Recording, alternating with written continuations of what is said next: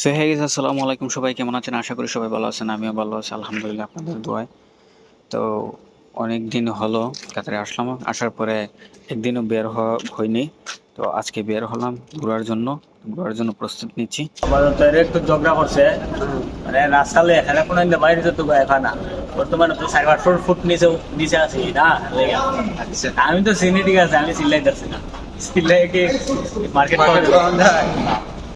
তা এখন আমরা যাচ্ছি কাতারের জাতীয় জায়গায়, যেটা একদমই কাতারের মধ্যে মোস্ট ফেমাস। এটা হচ্ছে কর্নেশ, কাতার কর্নেশ। তো সমুদ্রের পাড় আর এই যে জাতীয় মসজিদ এখনই দেখতে পেলেন।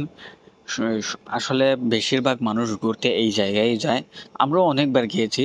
তো শর্ট টাইমের ভেতরে এই জায়গাটায় ঘোরাটা অনেকটা ভালো লাগে। সমুদ্রের পাড়ে দমকালো ঠান্ডা বাতাস, খুবই খুবই সুন্দর। আর এই যে এইখানে হচ্ছে সিটি সেন্টারে সবগুলা বিল্ডিং একসাথে দেখা যায় কর্নেশ পাড় থেকে, তাই জন্য অনেকটা সুন্দর লাগে।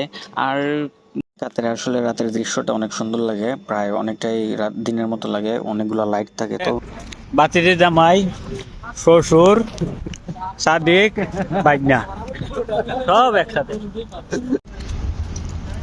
আমরা মাও বাইকনাটা আমরা একই দিয়েছো নাচিও গানের মজা। তো আমরা এখন হচ্ছে একটা পার্কের সাইডে চলে গেলাম। তো পার্কের সাইডে অনেক বড় একটা পর্দা দিয়ে রাখছে, যেটার মধ্যে আরব কাপের, সৌদি আরব আর মরক্কোর খেলা দেখানো হবে।